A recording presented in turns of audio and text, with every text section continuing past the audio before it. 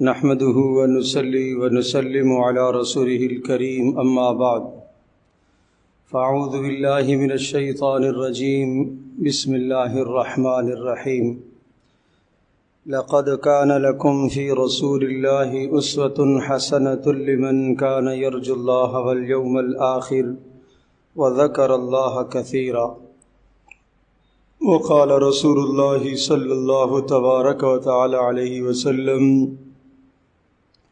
لا يؤمن أحدكم حتى يكون هواه تبعا لما جئت به أو كما قال رسول الله صلى الله تبارك وتعالى عليه وسلم رب اشرح لي صدري ويسر لي أمري واحلل عقدة من لساني يفقه قولي اللهم صل على محمد وعلى آل محمد كما صليت على إبراهيم وعلى آل إبراهيم إنك حميد مجيد اللهم بارك على محمد وعلى آل محمد كما باركت على إبراهيم وعلى آل إبراهيم إنك حميد مجيد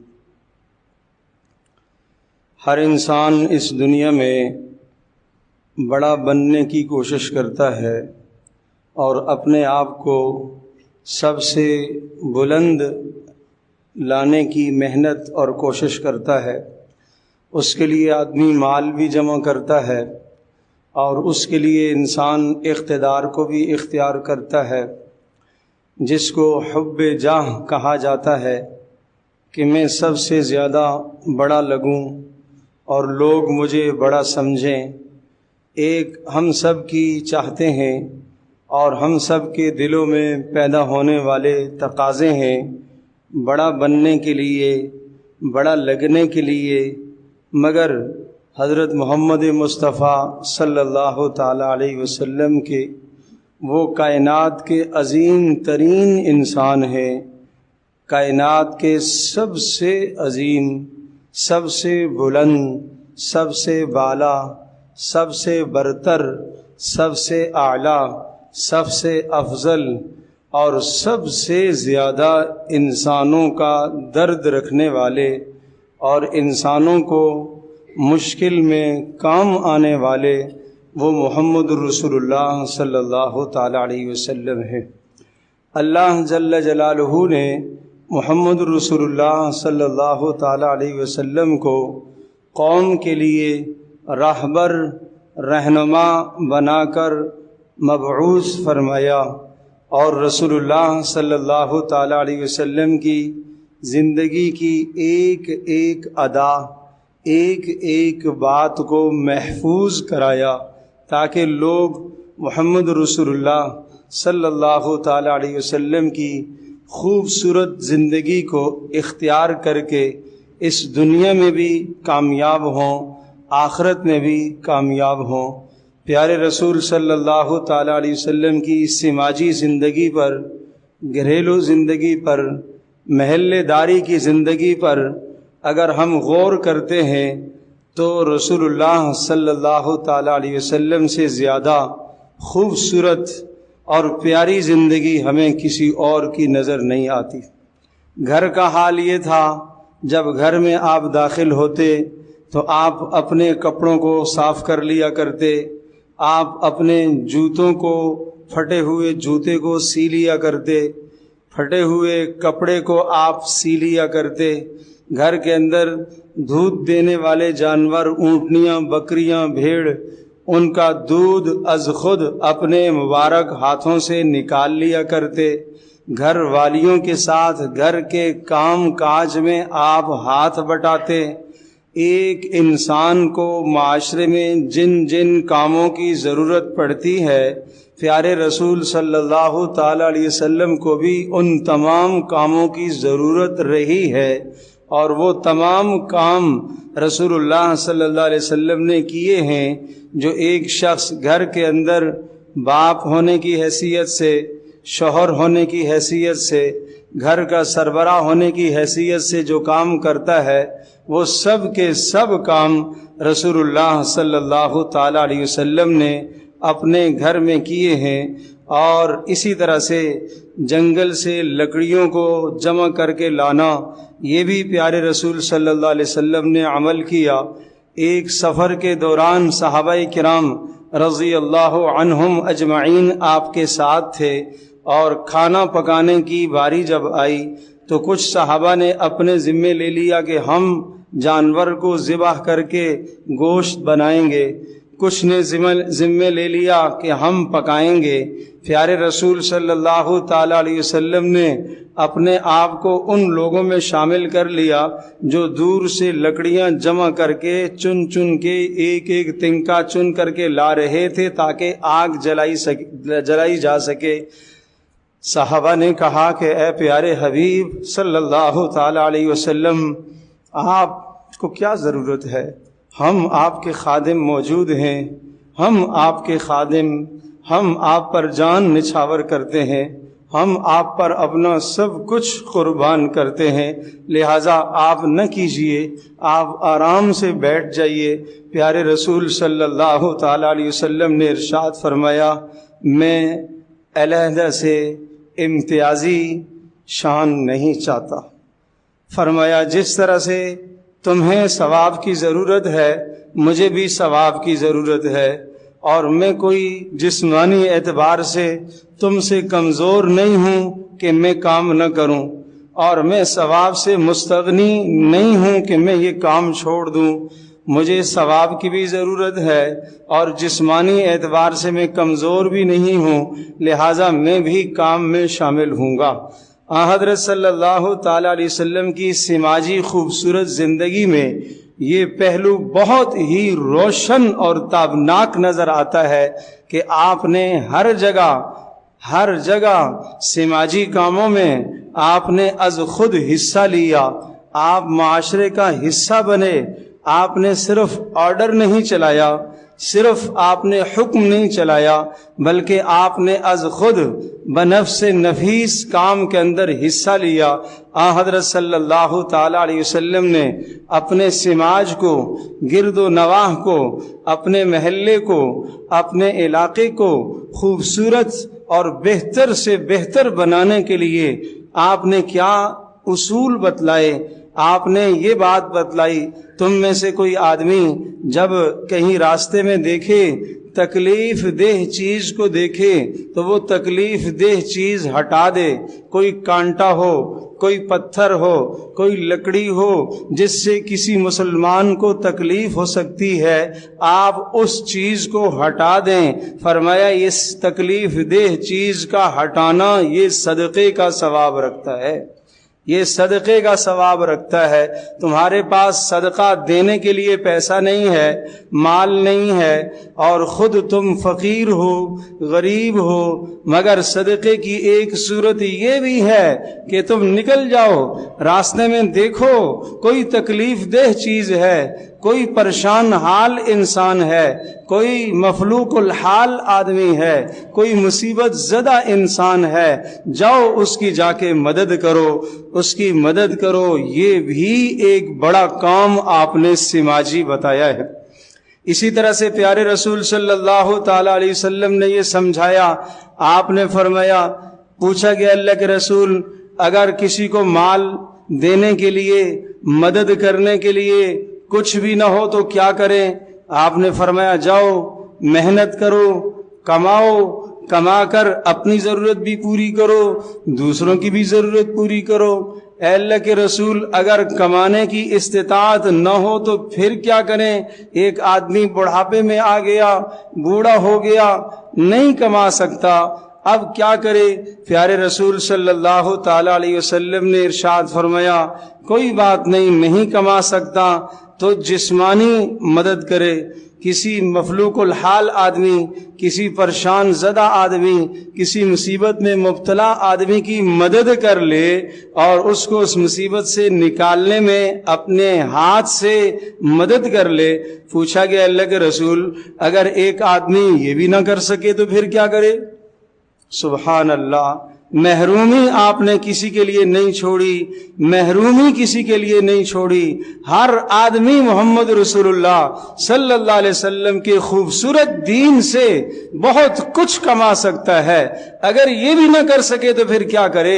آپ نے ارشاد فرمایا زبان سے اچھی بات تو کہہ سکتا ہے، راستے میں چلتے ہوئے کسی مصیبت زدہ کو دیکھا، مالی مدد نہیں کر سکتے ہو، جسمانی مدد نہیں کر سکتے ہو، دو تسلی کے بول تو بول سکتے ہو، یہ بول کر اس کی مدد کر لو، سماج کو یوں بہتر کر دو، یوں سماج کو سہارا دے دو۔ پوچھا گیا اللہ کے رسول اگر کوئی آدمی یہ بھی نہ کر سکے تو؟ سبحان اللہ، پہلی بات کمائے خرچ کرے، نہ کر سکے فرمایا جسمانی مدد کرے، یہ نہ کر سکے فرمایا خیر کی بات کہہ کر اس کی مدد کرے، یہ بھی نہ کر سکے تو پھر کیا کرے؟ آپ نے ارشاد فرمایا پھر اپنے شر سے دوسروں کو بچا لے، اپنے شر سے دوسروں کو بچا لے، اپنے شر سے دوسروں کو بچا لے، اپنی زبان کے شر سے، اپنے عمل کے شر سے، اپنے عمل کے شر سے دوسروں کو بچا لے۔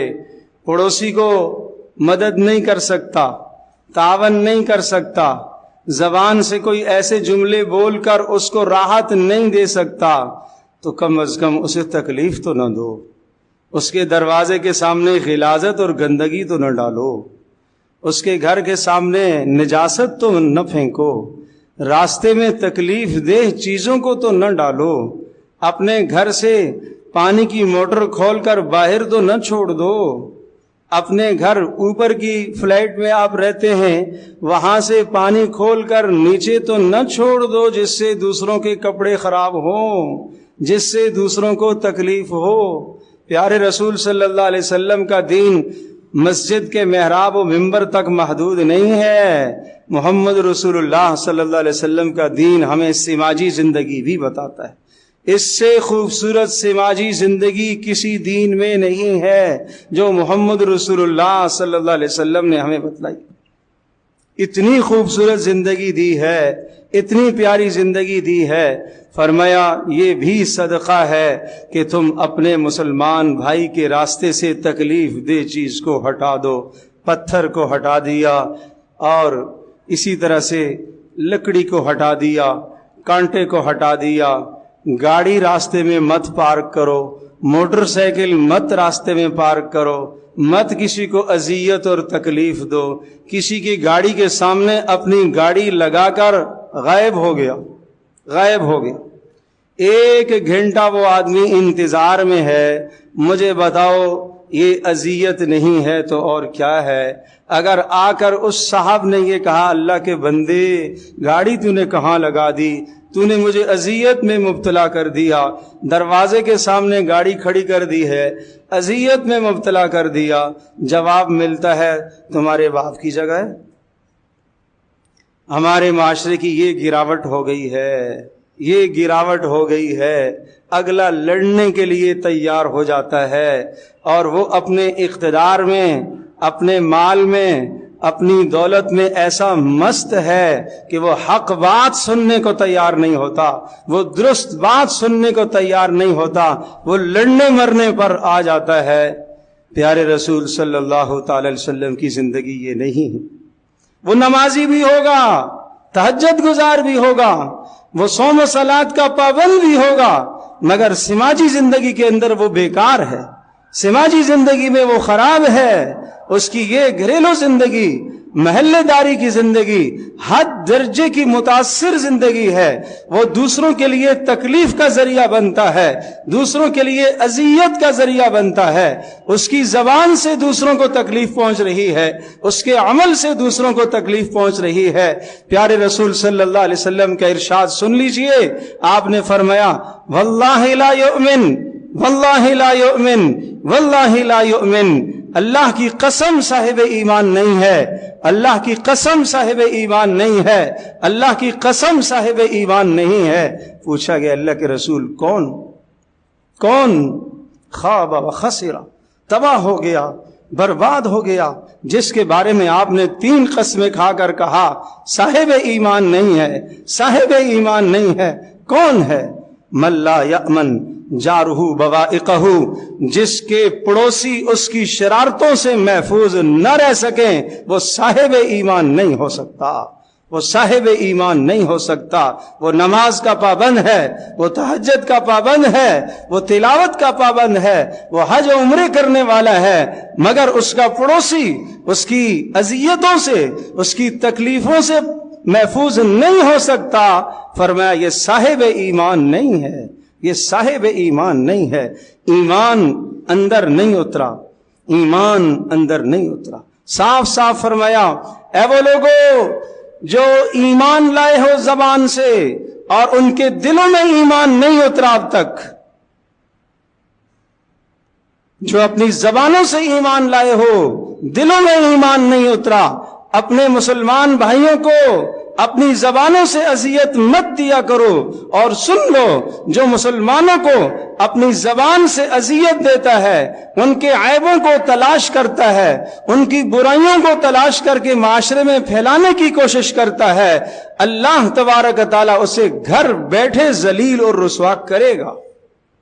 یہ محمد رسول اللہ صلی اللہ تعالی وسلم کا فتویٰ ہے، یہ میرا فتویٰ نہیں ہے، یہ میری بات نہیں ہے، زبان میری ہے، بات ان کی ہے کہ جو آدمی مسلمانوں کے عیبوں کو تلاش کرتا ہے، عیبوں کو تلاش کرتا ہے، سنیے گا کیا لفظ کہہ رہا ہوں، عیبوں کو تلاش کرتا ہے، عیب ہے تلاش کر کے معاشرے میں پھیلاتا ہے، مگر عیب ہو ہی نہ، بلا وجہ الزام تھوپے، الزام تھوپے، وہ تو بہتان عظیم، وہ تو جرم عظیم، وہ تو بڑے جرم کا مرتکب ہو رہا ہے۔ اللہ تبارک و تعالیٰ اسے پل صراط پر روکے گا، فلاں کے بارے میں تو نے الزام لگایا تھا، فلاں کے بارے میں تو نے طعنہ دیا تھا، فلاں کے بارے میں تو نے یہ کہا تھا، گواہ پیش کرو، دلیل پیش کرو۔ اگر دلیل پیش کر سکے گا تو نجات ہے، دلیل نہیں پیش کر سکے گا تو وہاں اسے جہنم میں گرا دیا جائے گا۔ یہ آسان لگتا ہے آج ہمیں زبان سے دوسروں کے بارے میں جملے کس لینا، دوسروں کے بارے میں جملے کہہ دینا آسان لگتا ہے۔ محمد رسول اللہ صلی اللہ علیہ وسلم نے کیا خوبصورت معاشرے کی اصلاح فرمائی ہے، آپ نے اتنی رعایت رکھی ہے۔ آپ نے ارشاد فرمایا اپنے معاشرے کو پرامن بنانے کے لیے، اپنے معاشرے کو پرامن اور خوبصورت بنانے کے لیے رسول اللہ صلی اللہ علیہ وسلم نے راستوں کے بھی حق متعین فرمائے۔ سنیے گا، پیارے رسول صلی اللہ علیہ وسلم نے راستوں کے حق بھی متعین فرمائے۔ کیوں؟ تاکہ راستے میں چلنے والے مسافر محفوظ ہو سکیں، مامون ہو سکیں، انہیں کوئی تکلیف نہ ہو، انہیں کوئی اذیت نہ ہو، انہیں کسی پریشانی کا سامنا نہ کرنا پڑے، اور اس کو عبادت قرار دیا، عبادت قرار دیا۔ اور فرمایا ایمان کے کئی شعبے ہیں، سب سے بلند ترین شعبہ لا الہ الا اللہ محمد الرسول اللہ ہے، اور سب سے کم تر شعبہ، نیچے کا شعبہ راستے سے تکلیف دہ چیز کو ہٹانا ہے، اور یہ راستے سے تکلیف دہ چیز کا ہٹانا بھی صدقہ ہے۔ یوں آپ نے اپنے معاشرے کو خوبصورت بنانے کی کوشش کی۔ آپ نے اپنے گھر سے شروع فرمایا، آپ نے اپنی ذات سے شروع فرمایا۔ اور حضرت ابو سعید خدری رضی اللہ تعالیٰ عنہ ارشاد فرماتے ہیں، پیارے رسول صلی اللہ تعالیٰ علیہ وسلم نے ارشاد فرمایا، یہ یوں محسوس ہوتا ہے آج کے اس زمانے میں گنجان آبادیاں جہاں ہیں، بہت گنجان آبادیوں کے متعلق آپ نے یہ جملہ ارشاد فرمایا، گو کہ اس وقت مدینہ منورہ کی آبادیاں ایسی گنجان نہ تھیں، مگر محمد رسول اللہ پر قربان جائیے، آپ ایسا خوبصورت دین لے کر آئے جس دین میں قیامت تک آنے والے انسانوں کے لیے ایک بہترین سبق ہے، بہترین سبق ہے۔ آپ نے ارشاد فرمایا راستوں میں اور کھلی گزرگاہوں میں مت بیٹھا کرو، راستوں میں مت بیٹھا کرو۔ کیا آج ہمارے دوست و احباب یہاں گلی کے کنارے پر، اس گلی کے کنارے پر، وہاں گلی کے کنارے پر، وہاں گلی کے کنارے پر، 4 وہاں کھڑے ہیں، 2 وہاں کھڑے ہیں، 3 ادھر کھڑے ہیں، کچھ وہاں بیٹھے ہوئے ہیں۔ آپ نے فرمایا خبردار इस तरह से रास्तों में मत बैठा करो। कहा गया अल्लाह के रसूल हमारे घर तो छोटे छोटे हैं। उस जमाने में वाकयातन घर छोटे होते थे और छोटे छोटे झोंपड़े होते थे, तो घर के अंदर हम मेहमान को तो नहीं ले जा सकते। बसा औकात कोई आदमी आता है, घर के अंदर बैठाने की जगह नहीं है, खवातीन है, पर्दे का मामला है, अंदर बैठाने की जगह नहीं है। एक बात ये समझ में आई है कि पर्दे का ख्याल रखते थे, पर्दे का ख्याल रखते थे। घर में ऐसा नहीं है गैर महरम आ जाए, सबके अंदर सबके सामने चला जाए, ना, ये वहां का मिजाज नहीं। आपने ये माशरा हमें नहीं दिया। गैर महरम है, अलहदा बैठने की जगह हो, अलहदा जगह हो बैठने की। अगर मर्द घर के अंदर मौजूद है वो उसकी ख्यालदारी करे, वो उसकी खिदमत गुजारी करे। मर्द अगर घर के अंदर मौजूद नहीं है, खातून खाना को बता देना चाहिए फलां नहीं है, फलां वक्त में आएगा, आने वाले को वापस चला जाना चाहिए। कहा ऐ अल्लाह के रसूल हमारे घर छोटे छोटे हैं, अगर कोई मिलने के लिए आ जाए तो हम क्या करें, कहाँ बैठें? फिर तो हमें गली में बैठना पड़ता है, फिर तो हमें चौराहे में बैठना पड़ता है, फिर तो हमें दोराहे में बैठना पड़ता है। रसूलुल्लाह सल्लल्लाहु अलैहि वसल्लम ने अपने समाज को खूबसूरत करने के लिए फरमाया ठीक है, ठीक है, अव्वल तो न बैठो, और अगर बैठते ही हो तो फिर रास्ते के हक अदा करो। कोशिश करो कि ना बैठो, और अगर बैठते ही हो तो रास्तों के हक अदा किया करो।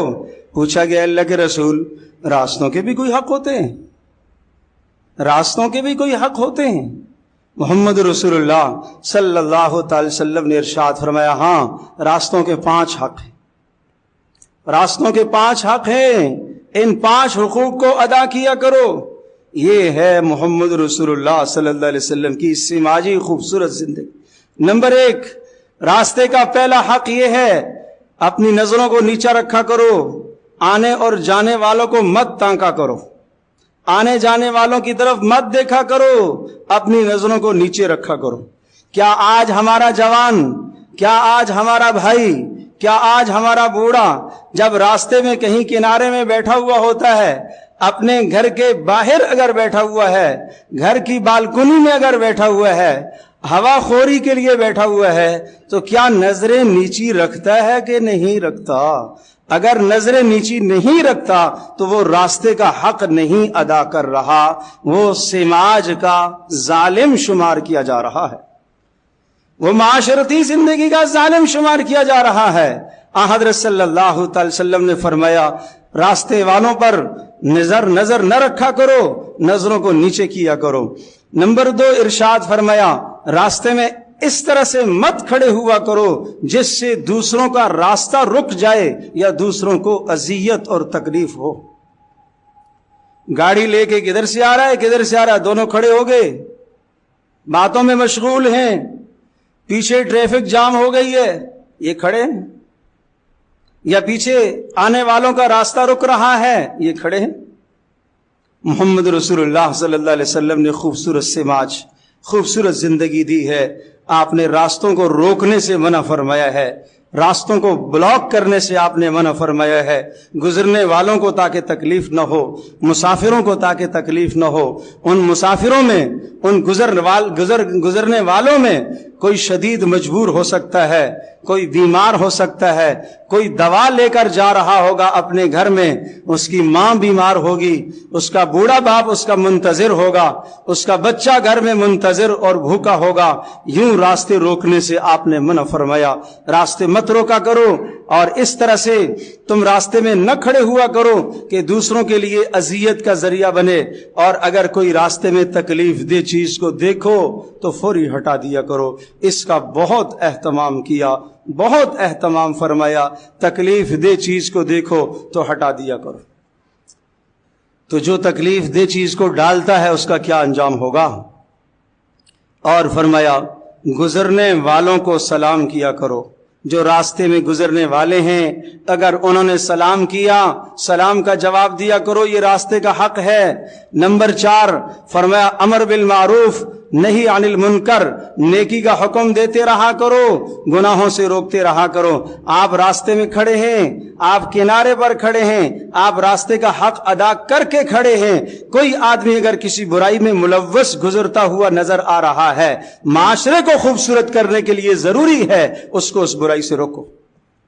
माशरे को बेहतर बनाने के लिए जरूरी है उसे उस बुराई से रोको। ये मत कहो कि मेरा क्या लेन देन है, जो मर्जी ये करे।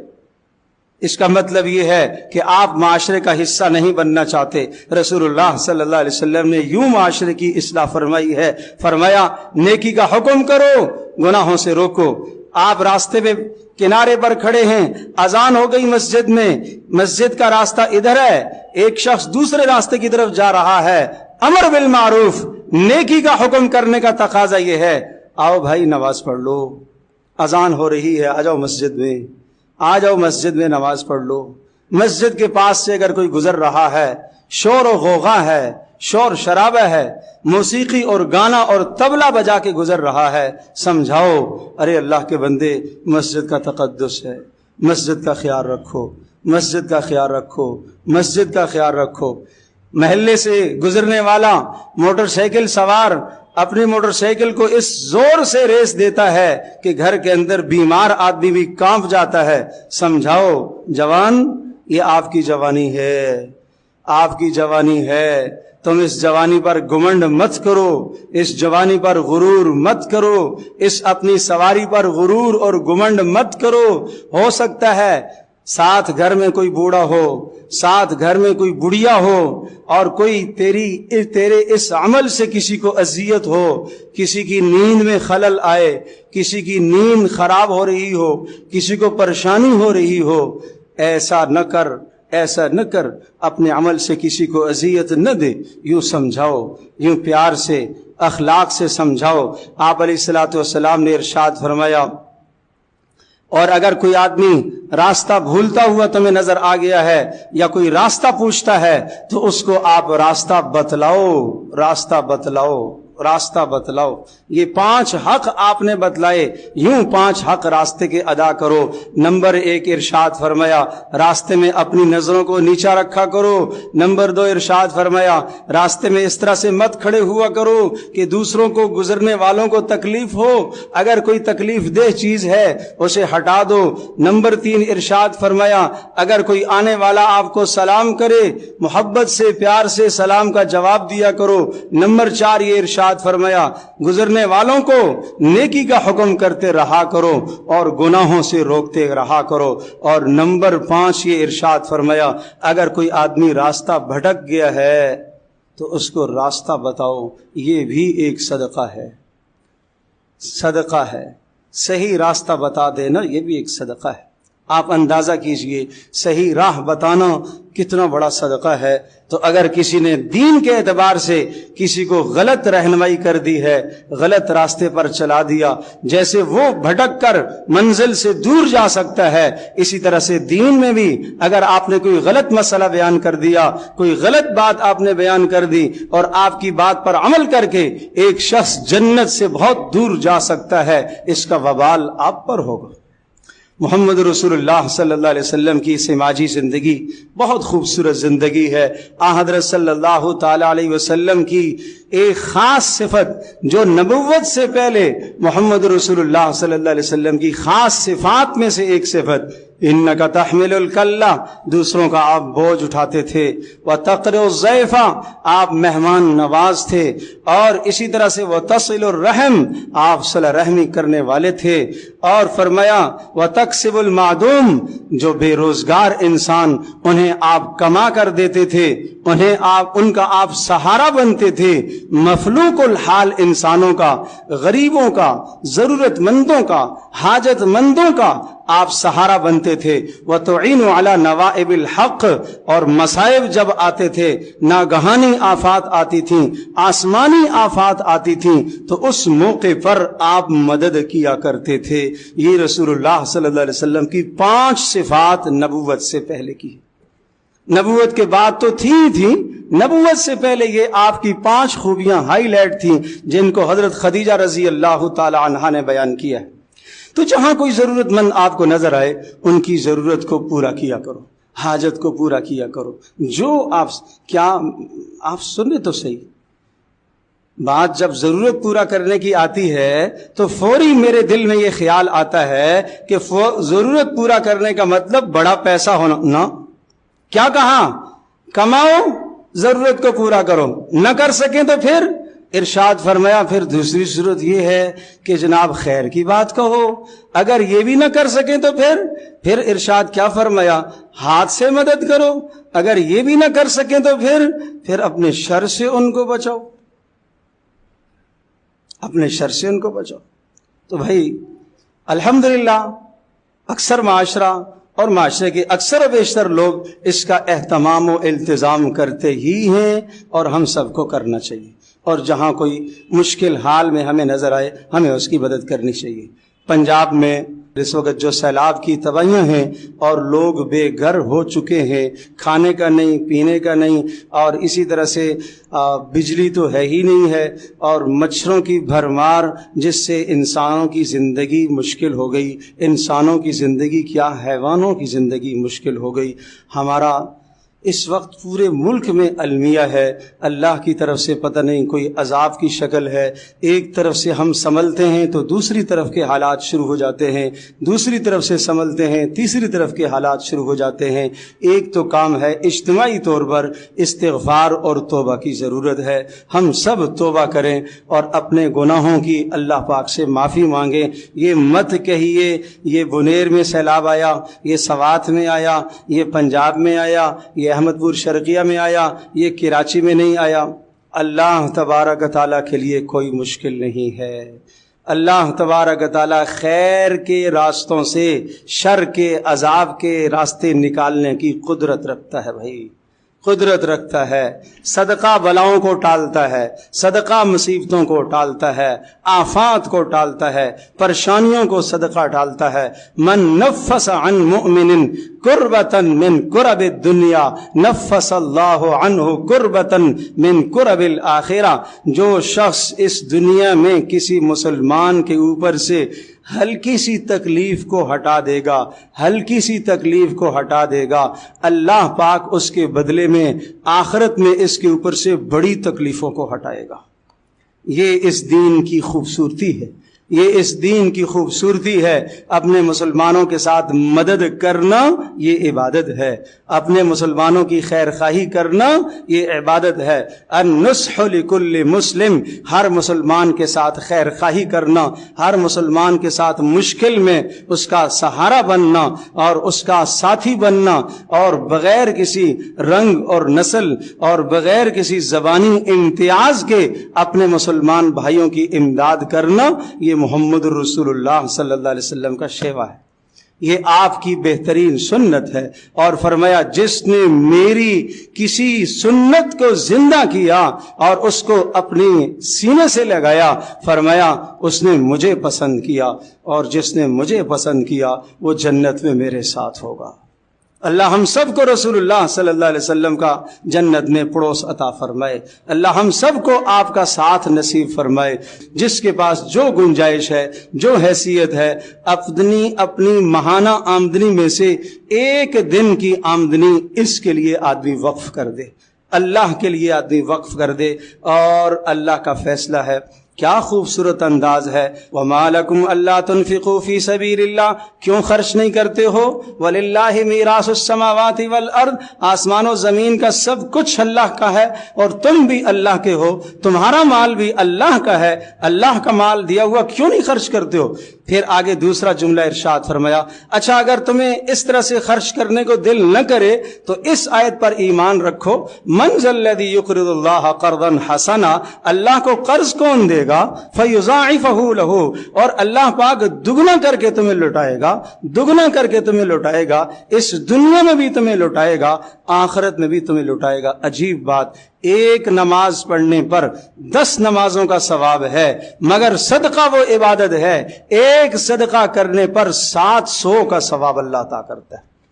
چونکہ نماز پڑھنی آسان ہے، خرچ کرنا مشکل ہے، نفس پر گراں گزرتا ہے، اس لیے ثواب بھی زیادہ بتایا، 20 نہیں بتایا، 100 نہیں بتایا، 700 گنا تک۔ واللہ یضاعف لمن یشاء، پھر اللہ جتنا زیادہ چاہے گا 700 سے بھی زیادہ آگے بڑھا دے گا۔ جس کی نیت جتنی اچھی ہوگی اس نیت کے مطابق اللہ اسے عطا کرے گا۔ وآخر دعوانا الحمدللہ رب العالمین۔